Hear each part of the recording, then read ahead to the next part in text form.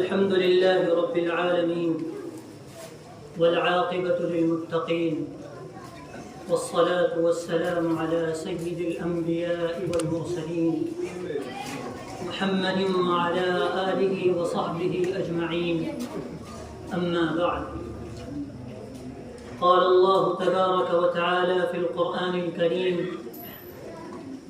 أعوذ بالله من الشيطان الرجيم، بسم الله الرحمن الرحيم. اقرأ باسم ربك الذي خلق خلق الإنسان من علق. صدق اللہ العظیم. یہ سیل بے رنگ آنسوؤں کا فضول ہے لاکھ بار آئے. یہ سیل بے رنگ آنسوؤں کا فضول ہے لاکھ بار آئے. بنے گا موتی وہ اشک رنگی لہو سے جو ہم کنار آئے. چمن کے دیدہ وروں کو یارو حسینہ کیوں بار بار آئے. چمن کے دیدہ وروں کو یارو حسینہ کیوں بار بار آئے. میں فصل گل اس کو کہہ رہا ہوں خزاں کو بھی جس سے عار آئے. وفا تو کانٹوں کی سرزمی ہے یہاں وہی جانثار آئے. وفا تو کانٹوں کی سرزمی ہے یہاں وہی جانثار آئے. سکون میں جس کو بے کلی ہو تڑپ میں جس کو قرار آئے. چمن کے وہ خود پرست مالی جنہیں خزاں راس آ گئی ہے. چمن کے وہ خود پرست مالی جنہیں خزاں راس آ گئی ہے. وہ کس لیے آرزو کریں گے چمن میں فصل بہار آئے. متاع گلشن کچھ ایسی باٹی میرے وفادار دوستوں نے. متاع گلشن کچھ ایسی باٹی میرے وفادار دوستوں نے. نہ میرے دامن میں پھول پہنچے نہ ان کے دامن میں خار آئے.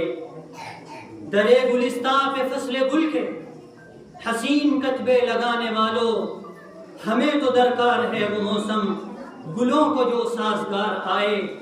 یہ کوئے جانا ہے ہم سفیرو عزیز ہو سر تو لوٹ جاؤ. یہ کوئے جانا ہے ہم سفیرو عزیز ہو سر تو لوٹ جاؤ. ابھی تو آیا ہے صرف زندہ ابھی توقع ہے دار آئے. وفا کے ایوان مرمری پر جلی قلم سے لکھا ہوا ہے. وفا کے ایوان مرمری پر جلی قلم سے لکھا ہوا ہے. یہاں وہی سرفراز ہوگا جو سر کی بازی بہار آئے. بہت ہی چھوٹی سی داستاں ہے ہماری صحرا نوردیوں کی. وہاں ہم برہ نہ پاتے جہاں خارزار آئے. اور یہ خوش نصیبی نہیں تو کیا ہے کہ اپنی مٹی لگی ٹھکانے. یہ خوش نصیبی نہیں تو کیا ہے کہ اپنی مٹی لگی ٹھکانے. وہ سر جو تھا بار دوش عامر کسی کے قدموں پہ بار آئے. محترم حاضرین، 15 اگست 1947 سے شروع ہونے والے اس قومی یادگار دن کا آج 2023 میں جب ہم 76واں جشن منا رہے ہیں، اس موقع پر دل کے ڈھیر سارے غم اور ذہن کی طرف اٹھنے والے بہت سے اشکالات کے باوجود میں آپ سب حضرات کو اس یوم آزادی پر مبارکباد پیش کرتا ہوں. میں نے آپ حضرات کے سامنے قرآن کریم کی ایک آیت تلاوت کی ہے. خلق الانسان من علق، جس میں اللہ رب العزت نے انسان کی پیدائش کا ذریعہ جو چیز ہے اس کو بیان فرمایا ہے. اس کرۂ ارض پر کہیں بھی کسی بھی جگہ کوئی بھی نسل بستی ہو، اس کا کا کوئی بھی رنگ و روپ ہو، اس کی قومیت کچھ بھی ہو، لیکن جب ہم اس کو انسان کہتے ہیں تو اس کا مطلب یہ ہے کہ وہ اپنے باپ کے نطفے سے پیدا ہوا، رحم مادر نے اس کو حفاظت سے رکھا، اور جب دنیا میں اس نے آنکھیں کھولی تو وہ پیدائشی طور پر ایک آزاد مخلوق پیدا ہوا ہے۔ آزادی انسان کا وہ بنیادی حق ہے کہ جس سے اس کو کسی صورت محروم نہیں کیا جا سکتا، لیکن دنیا میں جب انسان اور اس کی نسل کثیر ہو گئی تو اس کو ضرورت محسوس ہوئی ایک ایسے نظام کی کہ جس کے تحت زمین پر انسانوں کی بستی اور انسانوں کا معاشرہ مہذب ڈھنگ سے زندگی بسر کر سکے، اور اس تہذیب و ثقافت کے لیے انسان کو کچھ قوانین کی ضرورت پیش آئی۔ چنانچہ دنیا میں بسنے والے لوگوں نے بہت سے قوانین کا سامنا کیا، جس کی تفصیل کا نہ یہ موقع ہے نہ اس کو بیان کیا جا سکتا ہے، لیکن موٹے موٹے طور پر ہم سب لوگ جانتے ہی ہیں کہ ایک بادشاہت ہے جس میں عوام مکمل طور پر بادشاہ کے زیر نگی ہوتی ہے، بادشاہ ہی حاکم ہے، بادشاہ ہی عادل ہے، بادشاہ ہی منصف ہے، وہی عدالت، وہی حکومت، سب کچھ اختیار ایک فرد کے ہاتھ میں ہوتا ہے، اور دنیا پر بادشاہت بہت دیر تک موجود رہی۔ پھر جب بادشاہت کو مسلمانوں نے اپنی مذہبی سیاست کے رنگ میں رنگ دیا اور مسلمانوں کے مذہبی اثرات معاشرے پر مرتب ہونے شروع ہو گئے اور اسلام کا حقیقی تصور لوگوں کے سامنے آ گیا، تو اس وقت ایوان عیسائیت اور ایوان یہودیت میں ایک زلزلہ برپا ہو گیا۔ طویل جد و جہد کی داستان ہے کہ اسلامی نظام حکومت کے خاتمے کے لیے عیسائی مشینری نے کتنی قوت، مستعدی اور تسلسل کے ساتھ کام کیا ہے، یہ تاریخ پڑھنے سے تعلق رکھتی ہے۔ لیکن بہرکیف مسلمانوں کی حکومت کا بھی خاتمہ ہو گیا۔ اب حکومتیں ایک نیا روپ دھار کر عوام کے سامنے آئیں اور انہوں نے ایک نیا نعرہ دیا، عوام کی حکومت، عوام کے ذریعے عوام پر، یعنی عوام خود اپنی حکمراں ہوگی۔ ایک ایسا نظام انہوں نے دنیا کے سامنے متعارف کرایا۔ چنانچہ یہ دعویٰ دیکھنے میں بہت دل فریب تھا اور لوگوں نے اپنے مذہبوں سے بغاوت کر دی، لوگوں نے اپنے نظام سے بغاوت کر دی، اپنی تہذیب اور ثقافت سے بغاوت کر دی، اور دنیا نے جمہوریت اور ڈیموکریسی کو اپنے گلے لگا دیا۔ لیکن میرے بھائیوں، یہ نظام حکومت ایک نظام حکومت سے دوسرے نظام حکومت تک آنے کے لیے میں اگر دنیا کی تاریخ سے صرف نظر کر کے صرف اپنے ملک کی تاریخ کی طرف آپ کو لاؤں تو میں آپ کو بتانا چاہتا ہوں کہ ماضی کے نظام سے ہٹ کر ایک نئے نظام کی طرف ہندوستان کو لانے کے لیے انگریز نے اس ملک پر 200 سال تک ڈیرا جمائے رکھا. آج یہ بات اچنبے کی ہوگی کہ تاریخ آزادی کے تو صرف 100 سال ہیں، لیکن میں کہتا ہوں کہ تاریخ کے ساتھ ناانصافی ہے.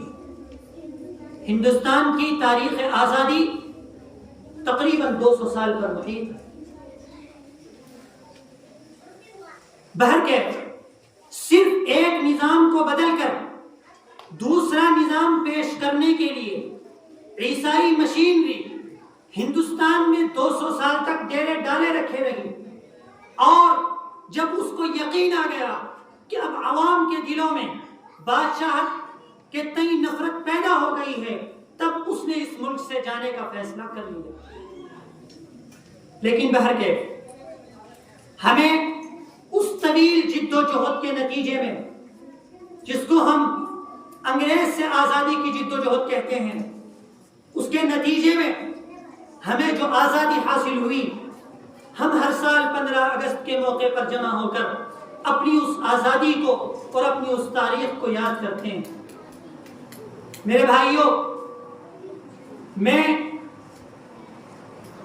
بہت زیادہ آپ حضرات کی سمع خراشی نہیں کرنا چاہتا، لیکن ایک بات اس وقت آپ حضرات کے روبرو پیش کرنا چاہتا ہوں کہ آج جب 15 اگست کے موقع پر آپ یہاں جمع ہوئے ہیں، تو آپ اپنے دل، اپنے دماغ دونوں کو کھول کر تشریف رکھیں، اور آج جو آپ حضرات کے سامنے آپ کے بڑوں کی، اس میں صرف مسلمان نہیں ہیں، اس میں مسلمان بھی ہیں، اس میں ہندو بھی ہیں، اس میں سکھ بھی ہیں، ان تمام کے پوروجوں کی جب آج تاریخ بیان کی جائے گی اور جب ان کی قربانیوں کا تذکرہ کیا جائے گا، تب آپ اپنے دل کے اندر ایک درد لے کر جائیے گا کہ جس وطن کو آزاد کرانے کے لیے ہمارے اجداد نے، ہمارے بڑوں نے نہ اپنی جوانی کو دیکھا، نہ اپنے بچوں کو دیکھا، نہ اپنی بیویوں کو دیکھا، نہ اپنے ماں باپ کی پرواہ کی، کسی چیز کی پرواہ نہیں کی.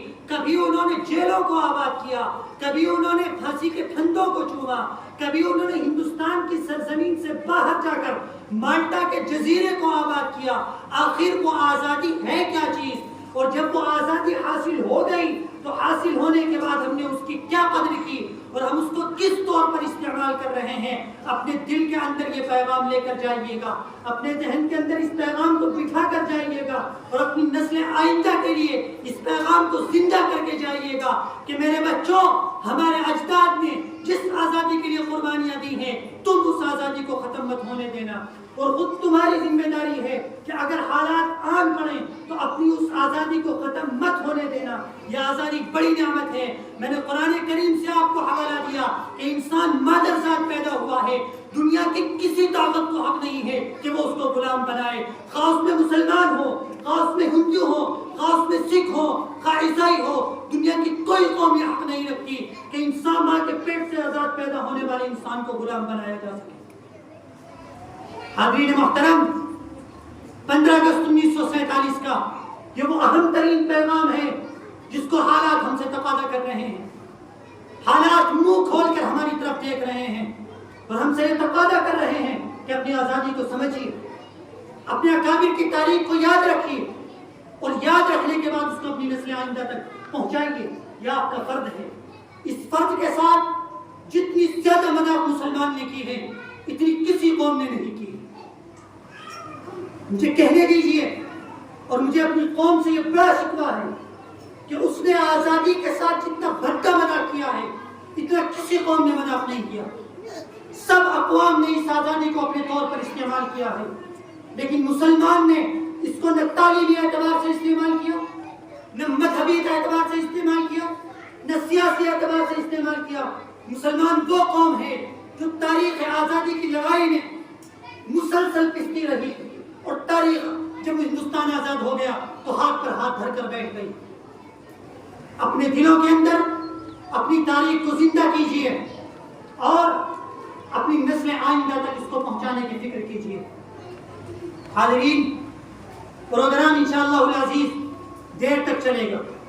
آپ حضرات سے مجھے یہ امید ہے کہ آپ حضرات شروع سے لے کر اخیر تک ہمارا ساتھ دیں گے, اور آپ کا یہ ساتھ دینا اس مدرسے یا کسی کی ذات پر کوئی احسان نہیں ہوگا, یہ خود آپ کی ذات کی آپ پر ذمہ داری ہے کہ آپ ایسے پروگرام میں تشریف لائیں اور تشریف لانے کے بعد اخیر تک جم کر بیٹھے رہیں, تاکہ ان پروگراموں سے آپ کو کچھ حاصل ہو سکے, اور وہ تاریخ جس کو آپ نے نہیں پڑھا ہے وہ آپ حضرات کے سامنے بیان کی جا سکے. میں تشریف لانے والے تمام مہمانان کرام کا اپنی طرف سے, اس مدرسے کی طرف سے اور ان کے ناظرین کی طرف سے تہہ دل سے استقبال کرتا ہوں, ان کا خیر مقدم کرتا ہوں, اہلا و سہلا ان کو کہتا ہوں, اور امید رکھتا ہوں کہ جس طرح وہ آج تشریف لائے ہیں بار بار اس ادارے کو اپنی تشریف آوری سے رونق بخشتے رہیں گے. حاضرین